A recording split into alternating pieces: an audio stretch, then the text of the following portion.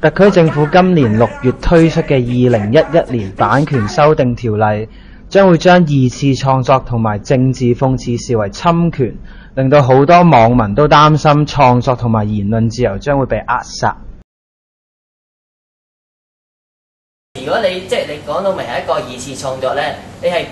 base on 某一樣嘢，你再去發揮，再去加你嗰個創意上去。咁有時一啲喺表達上面咧係容易咗啦，同埋咧你對一個尤其是一啲對一個原作嘅佢一啲可能嘅唔同形式惡搞啊、致敬啊，或者再將佢再發揮一個衍生嘅故事啊。咁其實亦都係你係亦都中意嗰個原作。帶俾個原作，大家睇完之後再睇埋一個㗎，就會有一個共鳴啦。如果你係完全話你唔係由呢個作品改編嘅，你做唔到呢樣嘢。你那太空艙能夠發出金色的光，我廢置一方，抬頭便會為你守望。喺網上面仲好笑啲，睇到一個好似有心機嘅人，佢直情將《窩衣》啊，係啦嗰套戲，咁林若寧亦都真係寫咗嗰樣嘢，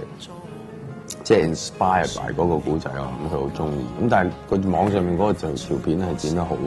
夾咯，同你歌詞係好正。咁多謝嗰個朋友啦，即係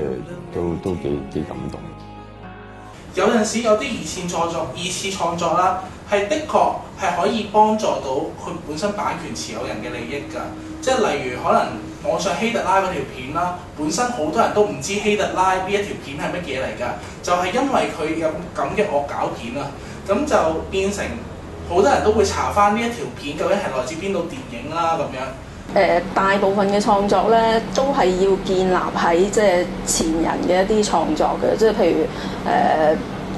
拍一部電影，咁佢可能會睇過某一啲故事啊，或者一啲小説啊，去諗佢嗰個劇情嘅。咁如果咧依家將嗰個作品嘅權限咧，就係無限擴大嘅，甚至係去到未來嘅媒體嘅話咧，咁佢呢種做法咧，其實係更加會鼓勵咗人抄襲，而呢一種抄襲咧係唔註明翻出處嘅，或者唔會向之前嘅作者咧去進行一個致謝嘅。咁其實我唔覺得佢咁樣嘅一個立法咧係可以保護到一啲創作人啦。相反，佢係扼殺咗一啲創作人，佢係去借用前人嘅作品去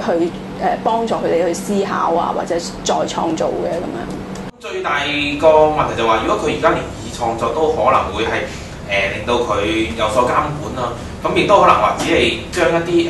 接近係一啲唔係牟利嘅情況下咧，都可能會話，如果對個版權有一定嘅傷害嘅時候，可能會轉為刑事。其實會令到好多呢啲二次創作咧係喺萌芽階段度消滅。咁如果俾人走去，又冇問佢同意，又喺度惡搞佢啲嘢，嚴肅嘅變咗詼諧啊、唔認真啊等等嘅嘢咧，咁咧就對佢嗰個作品咧作一個即係貶損性嘅處理，傷害咗嗰個產權人嗰個精神方面嘅感受。咁所以亦都係一種侵權嘅行為。其實我之前咧，我都利用過幾部版權嘅作品咧，去做一個政治評論嘅。咁當時我係用咗《崖上的波兒》嗰首歌啦，咁我係重新填詞，咁係去抗議嗰個淫審嘅制度嚟嘅。目上控制唔到自己。恨心湯，我的波兒，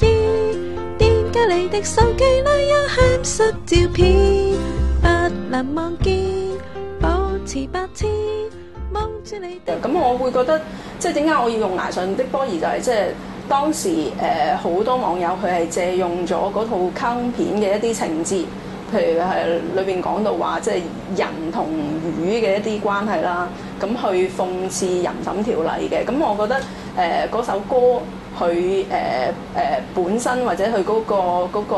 電影本身咧，佢係同當時成個淫審嘅討論係掛鈎咗嘅。咁所以我亦都利用咗嗰首歌去重新填詞，咁同埋即係去回應翻成個立法會啊，同埋一啲宗教團體去對於淫審呢條法例嘅一啲睇法咁樣。紅飛龍係一個惡搞歌詞嘅組織，佢哋改編流行曲嘅歌詞，諷刺時弊，反映貧窮問題，喺 YouTube 同埋 Facebook 上面發表作品，喺網絡上面成名。最近受到唱片公司賞識，幫佢哋出碟。因為我有時都幾好嘅，因為我當時咧，我覺得我嗰種惡搞嘅形式咧係比較近似許冠傑形式嘅，即係一啲平民百姓一啲抱怨嘅。咁我見我幾次惡搞完之後，香港電台都請我上去都有播，我諗唔係好嚴重嘅。咁同埋有啲情況，例如我自己，因為而家我有局部性有啲惡搞歌，我自己都有出碟啦。咁我事後有因為去到出碟，你就真係要同唱片公司申請版權嘅。咁申請版權嗰時咧，俾佢睇翻咧，之前我做過嘅嘢咧，咁其實唱片公司都冇乜嘢㗎，即係調翻轉即係整件事，因為我當時惡搞嗰啲歌咧係過咗嗰個。即係唔係嗰隻歌嗰個流行年度嚟㗎，係之後嘅。咁某個程度上，唱片公司覺得有人我幫佢 promote 翻轉頭。咁所以即係呢個咁灰色地帶，你都去做立法變一個刑事案，係一件好荒謬嘅事咯，我覺得啫。窮盡我副身家，都供不起驚一世也是個輸家。多張沙紙再向上爬，但雙褲壟斷下平民全沒能力。我覺得呢啲片段咧，好多都係講緊最近一啲大部分都係涉及一啲最近發生一啲時事、一啲討論嘅問題啦，咁樣。咁睇咗之後就可以知道多啲，即係相比起睇新聞有啲比較難理解嗰啲理念啊，咁樣咁就可以比較清楚、容易明白啦。睇嗰啲搞笑片段，但係如果收緊咗之後，可能我對一啲嘅睇法，我想講我都唔敢講出嚟，咁變咗係破壞咗香港人嘅人權咯。